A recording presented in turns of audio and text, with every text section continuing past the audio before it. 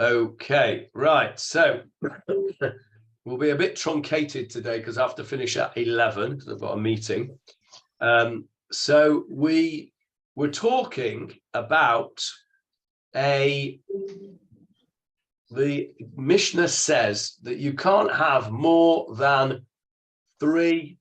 No, you can't have three. You've got to have more than two or three, depending on which opinion you take, subversive cities in Eretz Israel. And you can't have one on the border. And we spoke about it. If you remember, we said the reason that you can't have more than two or three, and that is because of karcha, baldness, desolation.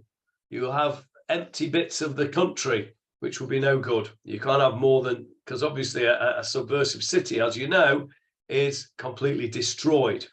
So you can't have more than two or three cities destroyed because the place will be desolate. Then we had, well, let's go to the Gemarah. Let me take you to the Gemarah straight away. We're on page 88 in yours, Michael and Johnny. Yeah.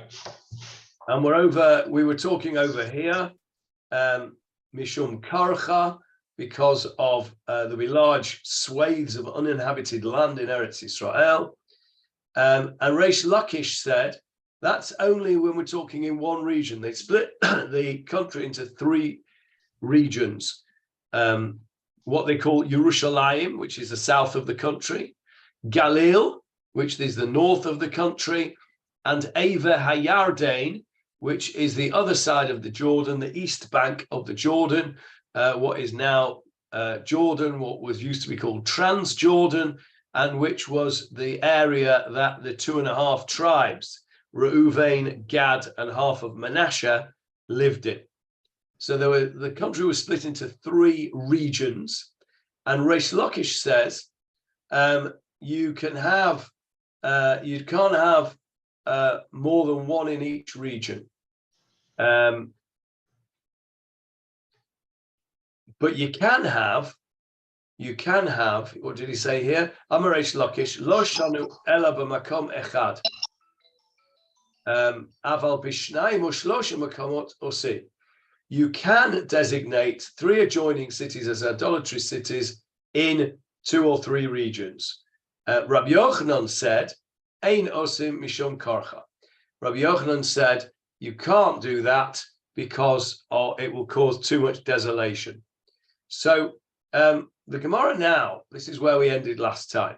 The Gemarah now is going to bring a brisa which is going to support Rabbi Yochanan's position, which is that you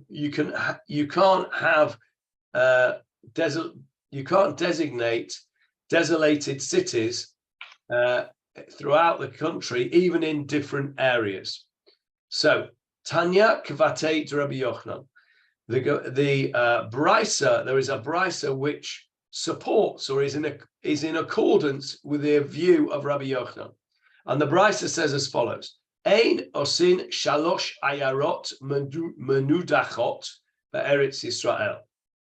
You cannot make 3 cities, and he adds the word in adjoining cities, as idolatrous cities. However, aval osin otam shtayim. You can make 2, but says Rabbi Yochanan, even that is limited. You can make 2. You can only have a maximum of 2 desolate cities, 2 subversive cities which you have destroyed in Eretz Israel. And then it's qualified further by saying achat b'Yehuda ve'achat b'Galil. You're only allowed 2 in total, says this brisa, and you can only have a maximum of 1 in each region of Eretz Israel. So in the south you can have 1 in Yehuda, and in the Galil you can have 1, but no more. Aval shtayim b'Yehuda u'shtayim b'Galil ein osim. 2 in Yehuda and 2 in the Galil we do not make. So you can see that this brisa is exactly the opinion of Rabbi Yochanan. And the brisa goes on to support it further. Usmucha lasfar, and close to the border, to the frontier, afilu achat ein osim. You don't make even one next to the border. And we discussed this last time, didn't we?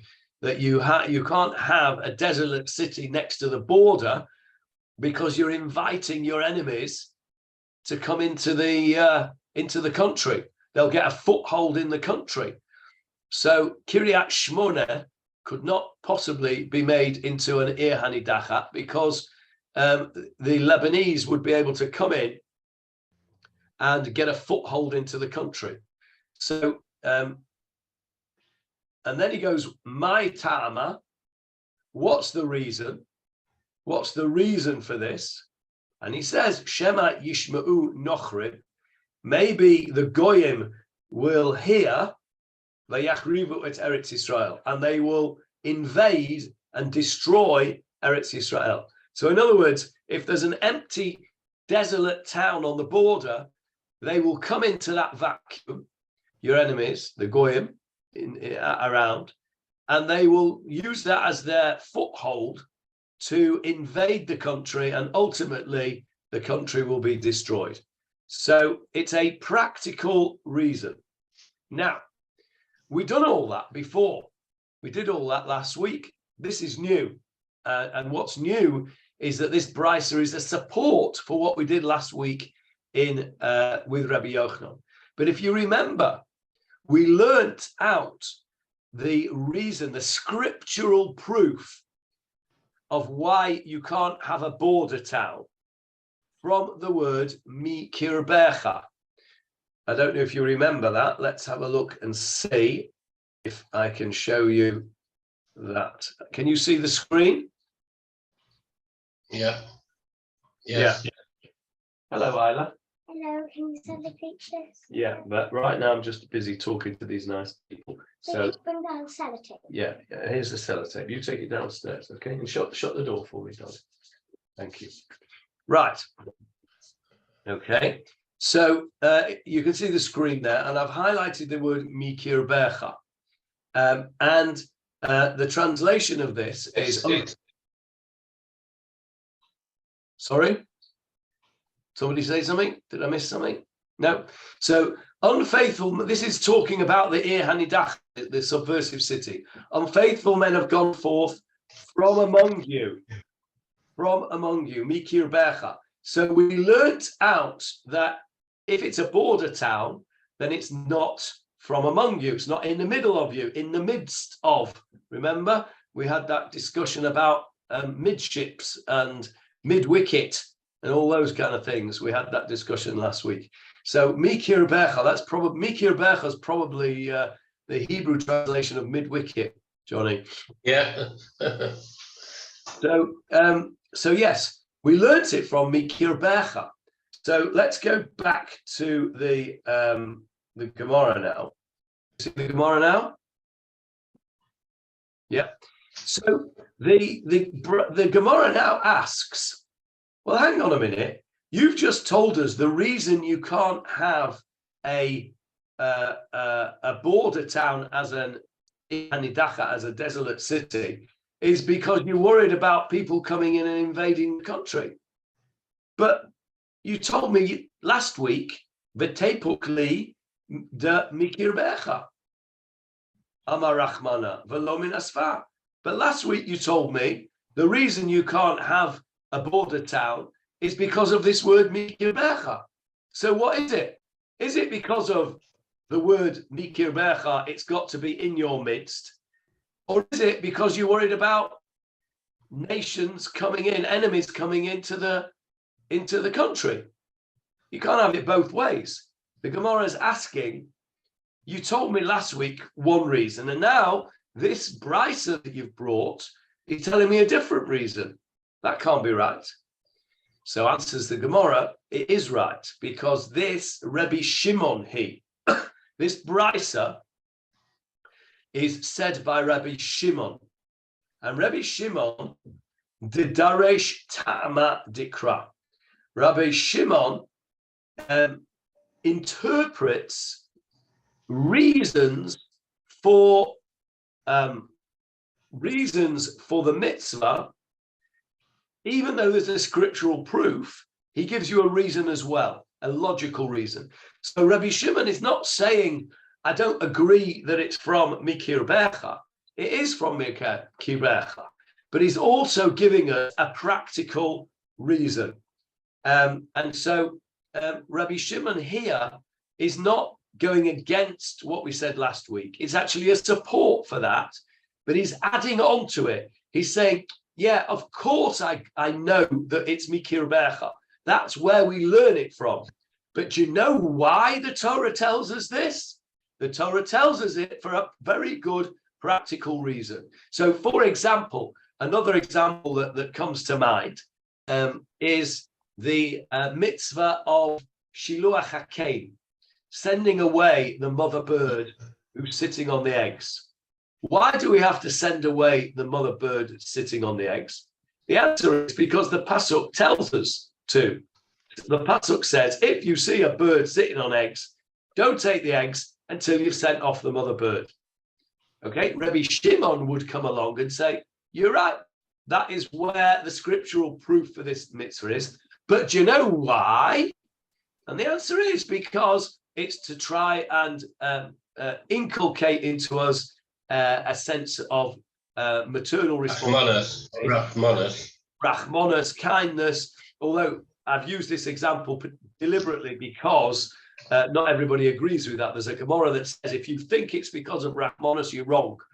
Because the bird comes back and the eggs aren't there. Yeah. So, but you understand what I'm saying here. Rabbi Shimon is giving a practical reason for the mitzvah. He's not saying that we don't learn it from the Pasuk. We do learn it from the Pasuk because we're always looking for scriptural proofs. But once we've got a scriptural proof, then Rabbi Shimon helps us out by giving us a logical reason that our brains, if you like, can understand. We can understand that if you've got an empty city on the border, that it's likely that that's going to cause you trouble. You would never leave an empty city on the border. That's why you have border patrols, right? You have your soldiers patrolling the border so that people can't just walk in. And that's Rabbi Shimon's view. Okay, so that's the end of that little section of Gemarah. We've come to our S symbol, and now we need to flick back to the Mishnah to see what the next subject that the Gemarah is going to talk about is. So I'm going to just flick back to page 9 here. If you want to look at it in your book, it is here. There it is, page 9. This is the Mishnah. And it said here, Sanhedrin Gedolah, Haita Shel Shivim Ve'echad. The great Sanhedrin consisted of 71 judges. Uktana Shel Esrim Ushlosha. And the small Sanhedrin consisted of 23 judges. Says the Mishnah, Minayin lagdola shehi shel shivim echad. How do we know that the big Sanhedrin consists of 71 judges? Without looking on, I'll take it off the screen so you can't cheat. Without looking on, does anybody remember where we learned it from? Where do we learn that the great Sanhedrin consists of 71?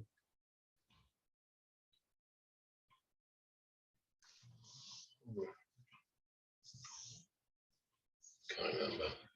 Okay, then we shall learn it again. So it says the Gemarah, Shenema, and it tells us in the Torah, as you can see, it's in Bamidbar chapter 11. I'll show it you in a minute. Well, I'll show it you straight away, actually. I shall show it you straight away. There it is.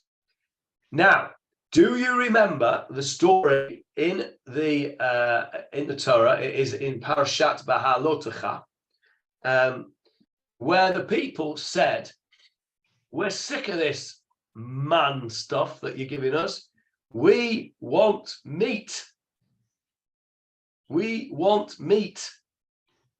And what did Hashem do? He brought them more meat than they could deal with until it was coming out of their nostrils. Quail, remember? Yeah. Remember the story of the quails? Well, have a look at this. Let's just go here. Let's have a look at this. Here we go. The people were looking to complain, and it was evil in the ears of the Lord. The Lord heard, and his anger flared, and a fire from the Lord burned among them. And the people cried out to Moses, and the multitude among them began to have strong cravings. And even the children of Israel once again began to cry, and they said, "Who will feed us meat? We remember the fish that we ate in Egypt free of charge, the cucumbers and watermelons, the leeks, the onions and the garlic. But now our bodies are dried out, for there's nothing at all we've got to eat but this rotten old man." Okay, and then it tells you what it was. And Moshe says, Moshe heard the people weeping with their families, and the Lord became very angry, and Moshe considered it evil. And Moshe says to Hashem, very interesting expression here, Vayomer Moshe el Hashem, very unusual. Normally it says Vayomer Hashem el Moshe. God spoke to Moshe. Here Moshe is speaking to God. And what does he say? He says, "Why have you treated me so badly? Why have I not found favor in your eyes? That you place the entire burden of this people on me. I can't handle it," he says. "Did I conceive this entire people? Did I give birth to them? That you say to me, carry them in your bosom as the nurse carries a suckling? Where am I going to get meat from to give all these people? For they're crying out, saying, 'Give us meat.'" And he says here, "Lo uchal anochi levadi seited kol ha'amazeh." I cannot carry this entire people. It is too hard for me. So what does Hashem say? I've highlighted it here. He says, look, Hashem says to Moshe, "Assemble for me 70 men of the elders of Israel, whom you know to be the people's elders and officers. Take them to the Ohel Moed, to the tent of meeting, and they shall stand there with you. I will come down and speak with you there, and I will increase the spirit that is upon you and bestow it upon them. And they will then bear the burden of the people with you, so that you need not bear it alone." It was the appointment of the 70 elders. Remember it now? Yeah. So the Gemarah, or the Mishnah, as we're talking at the moment, let's go back to the Mishnah. Where are we? There we There's go. 70 there, not 71 as well. Ah, very good, Johnny. Oh. 70 elders. So over here, we're back in the Mishnah now, not in the Gemarah, we're back in the Mishnah. Well, So Moshe could be the 71st. exactly. Esfa li shivim ish miziknei Yisrael. God says, "Gather me 70 elders from the Bnei Israel." Moshe al gabeihen, and Moshe was on top of them. Al gabeihen. He was he was presiding. Yeah, he was the Gabbai. He was presiding over them. That's what the Gabbai is. Yeah, that's the same word. It's the same word. Yes. Same word. The Gabbai is the person who presides over proceedings in the shul, or who the Gabbai of the Rebbe. He presides over the Rebbe. He looks after him. So Moshe al Gabeihen, Moshe was on top of them. In other words, he was like the president of the court. So that makes 71. That is the Mishnah's opinion as to the rabbis, the Chachamim say there were 71 judges in the Sanhedrin. Rabbi Yehuda, Omer, excuse me. Bless you. Excuse me, I am suffering from a bit of a cold, to say the least. So you'll just have to bear with me. Oi.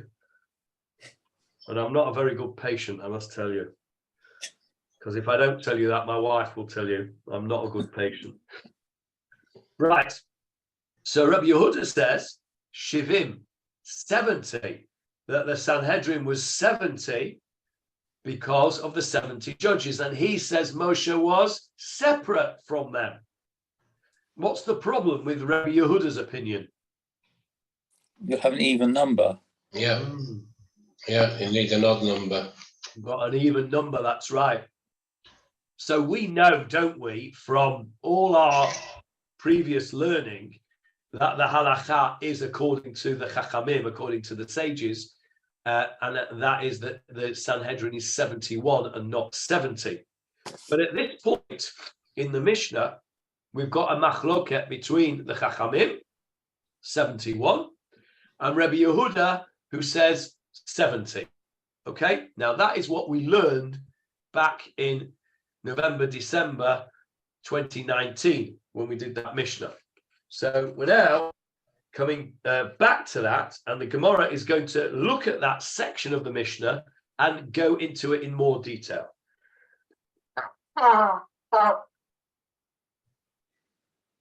Does it say in that pasuk in the Torah about Moshe being the head?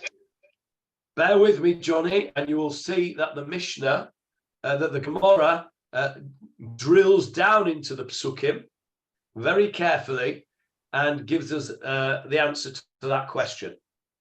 So go back to page 88 now, and we're back in the Gemarah. Okay, we're back in the Gemarah. Here we are, right at the bottom of page 88.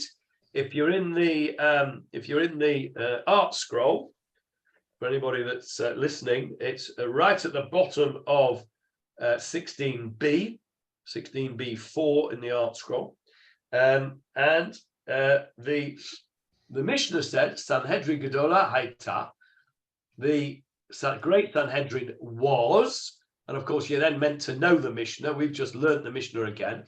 Was 71. My taimahu, what is the reasoning of the Chachamim who said it was 71?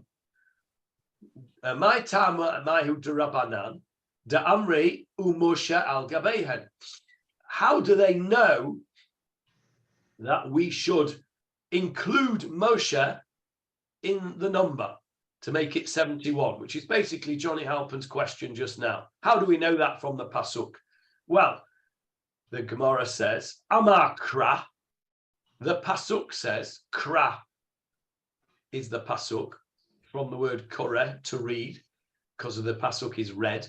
Amar Kra, the pasuk says, V'hityatzvu sham, they shall stand there. What's that mean? What's it talking about? Well, in order to know that, we have to go back to the pasuk. There it is, on the screen for you. It is blued out. And the Lord said to Moses, assemble for me 70 men of the elders of Israel, whom you know to be the people's elders and officers, and you shall take them to the tent of meeting, and they shall stand there with you. Okay, they shall stand there with you. Now, the Gemarah at first says the reason that Moshe is with them is because it says they shall stand there. It doesn't say with you. It doesn't quote the with you to start with. It's going to in a minute. I've just spoiled it for you. But right at this point, the Gemarah is bringing this word v'hityatzvu, that word there, v'hityatzvu, and they shall stand. Okay, they shall stand there. That's what it's interested in at the moment. So let's go back to the Gemarah. The Gemarah says, and they shall stand there. We're over the page now, onto the daf 17. Wow, we're really making progress. Imacha, with you. Or imach, with you. Says the Gemarah. Imach, it says, with you. Va'at bahadye. So that means you are with them. If they're with you, then you're with them. So this expression, v'hityatzvu imach, and they shall stand with you, means that they shall be part of or you shall be part of their body of judges. So the Rabbanan says, this expression, v'hityatzvu imach, they shall stand there with you, means that you are part of it, and therefore it is 71. Okay. Obvious question. What's the obvious question? How can Rabbi Yehuda say no? Correct. Yeah. It's Look in at the Gemara. Yeah. The Rabbi Yehuda, question mark. What's Rabbi Yehuda going to do with this? Yeah. Imach? What's he going to do with this expression, with you? How's he going to say Moshe is separate from them if the Pasuk says clearly, Imach, with you? So how's Rabbi Yehuda maybe he's going trying to use it for something, maybe he wants to use it for something else, and therefore you can't use it for two different things. Correct. But what else is he going to use it for? No idea.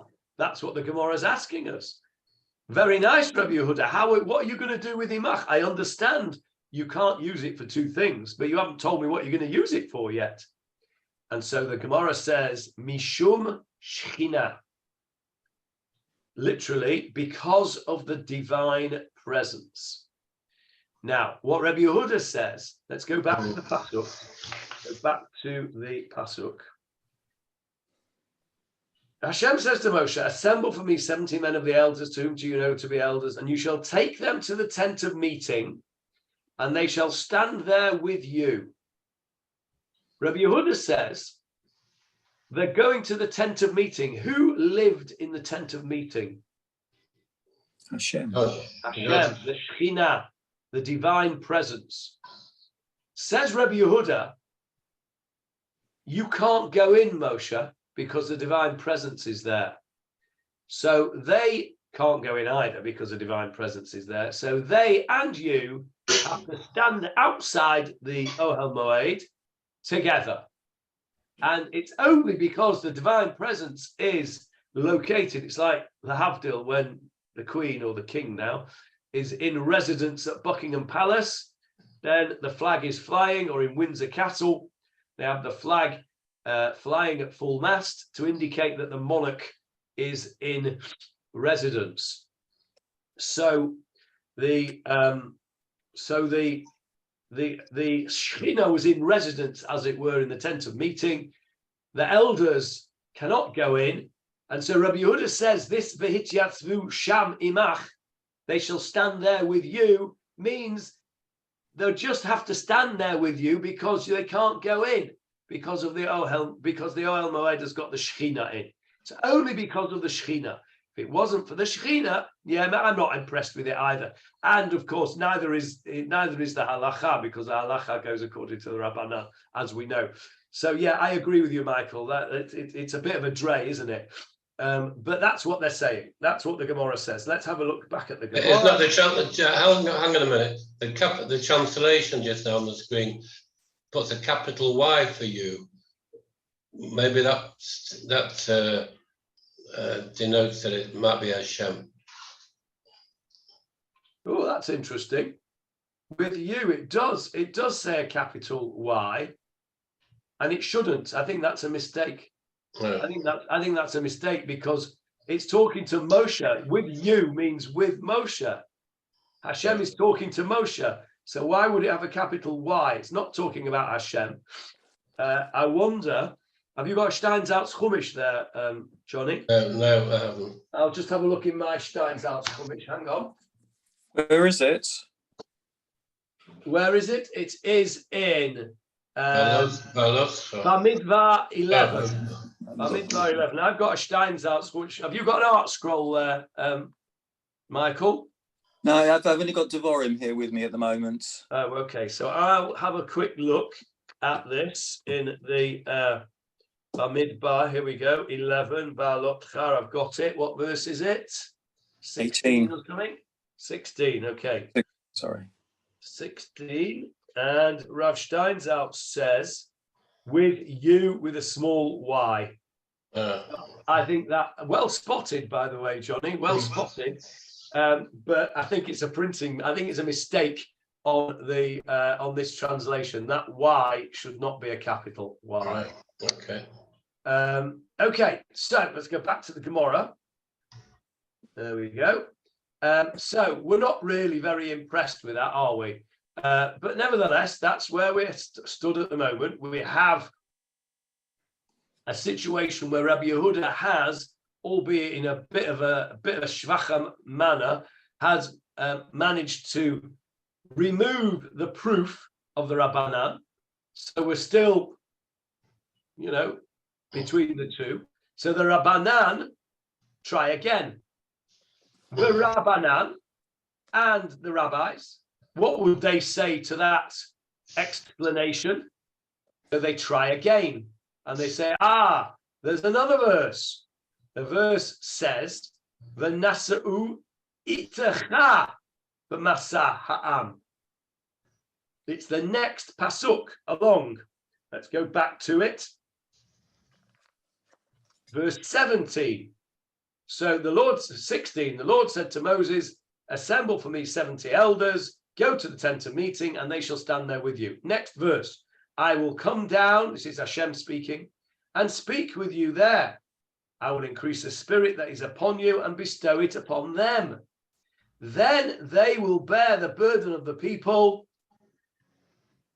with you. Hebrew word, itecha, with you.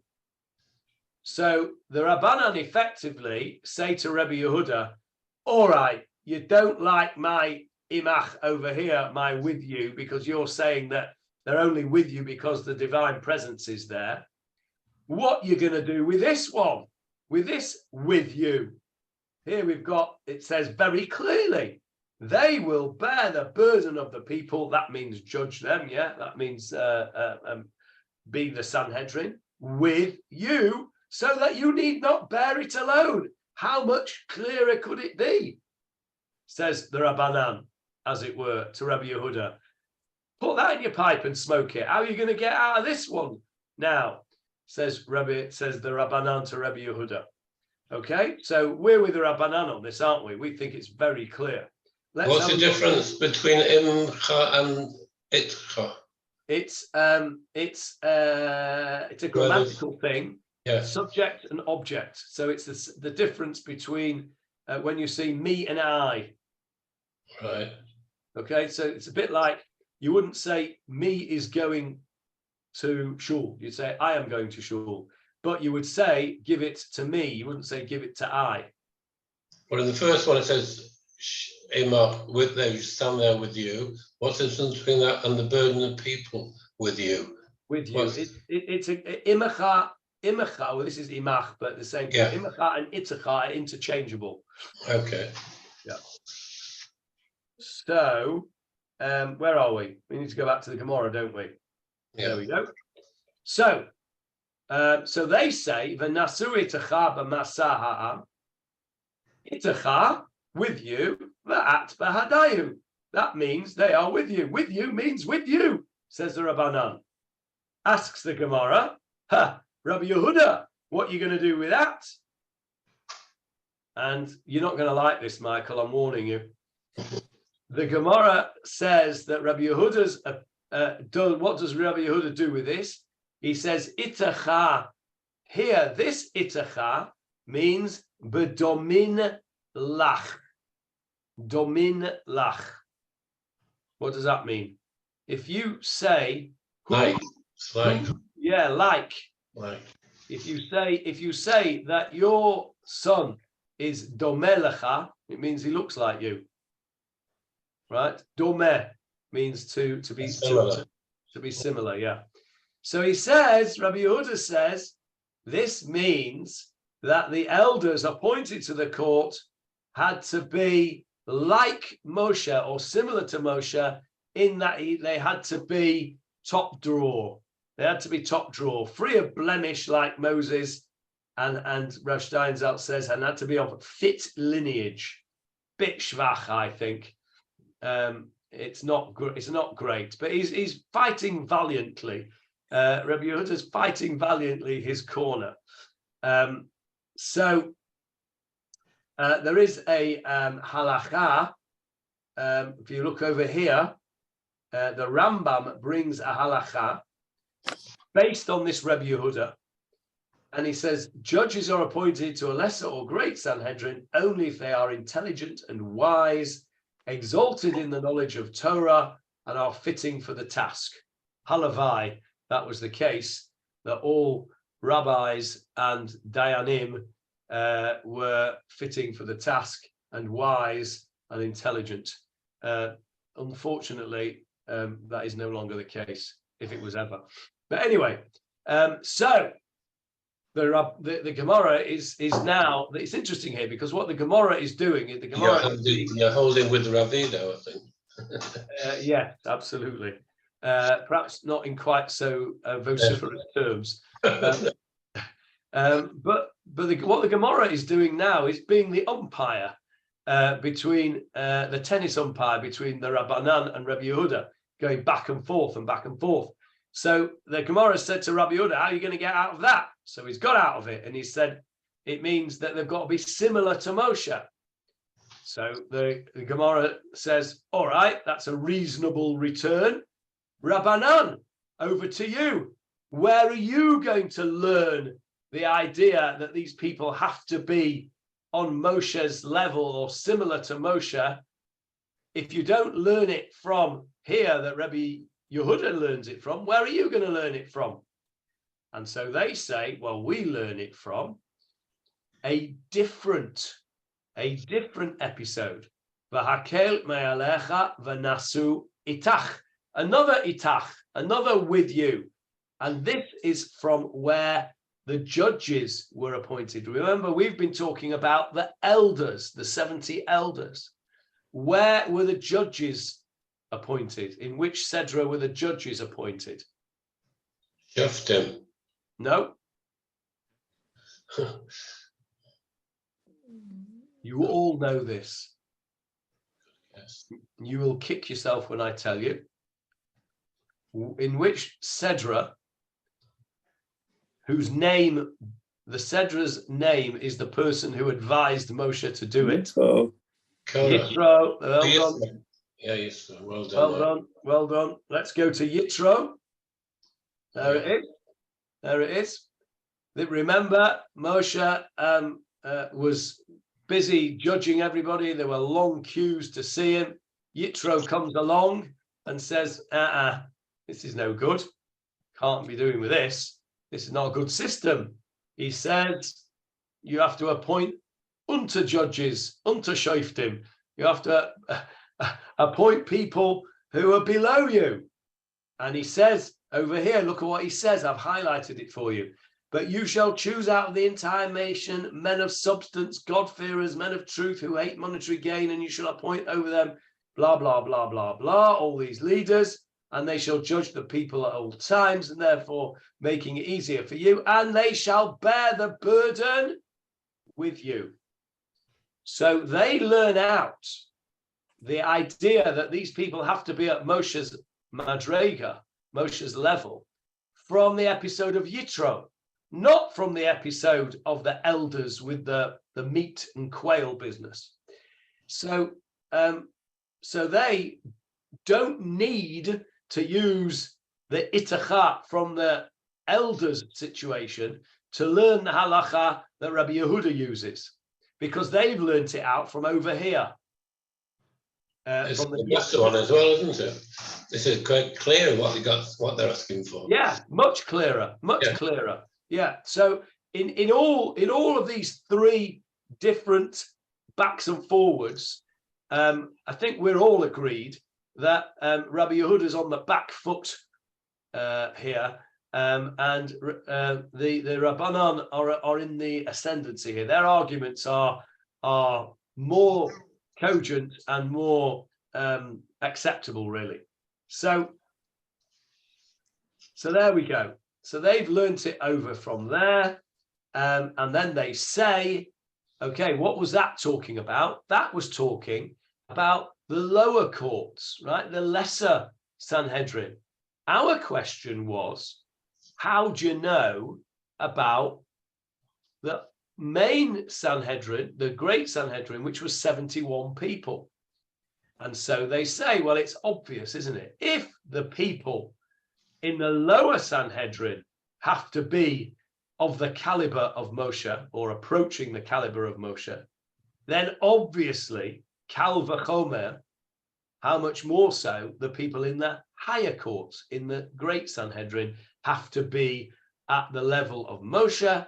And so we learn it out from this pasuk, which allows us to learn out the previous itach, or itcha, to mean that Moshe is added on to the 70 to make 71 for the great Sanhedrin. And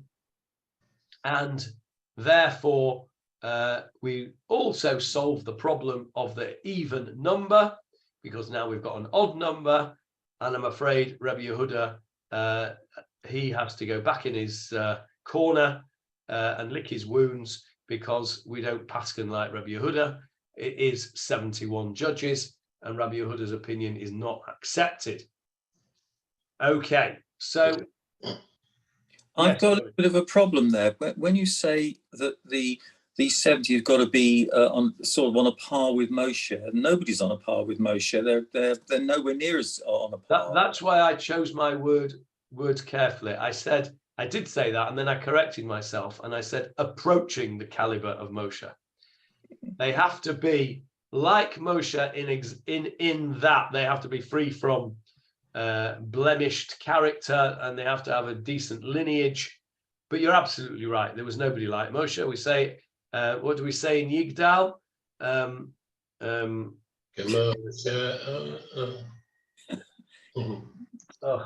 can't think of the Moshe Od Navi. Lo kam b'Yisrael. Lo kam b'Yisrael. There never arose in Israel Moshe Od Navi, like Moshe, another prophet. So you're right, Michael. It means, so they have to be, I mean, why we need to be told that, I don't know, because the pasuk, as Johnny pointed out, this pasuk over here in Yitro says it clearly. You shall choose out the entire nation, men of substance, God-fearers, men of truth, etc., etc. Tells you clearly what kind of people you need. And I suspect that this only came along because Rabbi Yehuda dug his heels in and was trying to use this itacha for something else. So the Rabbanon said, okay, well, we'll have to learn it from somewhere else. If I'd have been writing this, I would have said, well, it's obvious. You don't need an itacha, Rabbi Yehuda, to learn that. It's obvious. It says it clearly in the verse what kind of men you need. So that's the end of that little subject. We now understand what we already knew. That is that there are 71 judges in the Great Sanhedrin, and we now know why it's 71. We did learn this a few years ago when we did the Mishnah, but now we've actually learned it in the Gemarah. The Gemarah has proved to us, using scriptural proof, that the word itacha means with you, meaning with a small y for Moshe, that Moshe and the elders are lumped together, and you've got 71 judges. Now, the next question, this is that we're going to deal with next week. 11 o'clock, Johnny, if you've got a meeting, is it? Yeah, it's okay. I'll just finish what we're doing. Thank you for reminding me. What we'll do next week is we will start over here. We're going to take a little bit of a digression now, because we've just spoken about the appointment of these 70 elders. Okay? And what the Gemarah is going to do now is to explain to us something which I don't know if the thought ever crossed your mind. It didn't cross mine. And that is, how did Moshe choose the 70 elders? How did he choose them? There must have been more than 70 people that were fitting to be elders. There must have been lots of people that were, in of that caliber. How did he choose 70 elders? And that is what the Gemara is going to tell us next week. It's going to go and describe to us the process that Moshe went through when he appointed the elders in Sefer Bamidbar in Parashat Baalotcha after the fiasco of the quail and the meat. So it's quite interesting. If you don't want to be a spoiler, don't read on. But it's quite interesting to see. I found it interesting when I was preparing. It's quite interesting to see how Moshe actually went about the appointment of these elders. As I say, it was a question that never really occurred to me, really. I thought Moshe said, right, you, and come over here. But it seems that was not the way it was. As you will find out next week, please God. Any questions? No, thank you. No, thank you very much. Okay, great. We'll see you when we see you. Welcome back, Avril. It's nice to have you back. Yeah. Bye, everyone. Hot drink and lemon and honey. Yeah. I'm being lemon and honey. Here it is. Bye-bye. Bye-bye.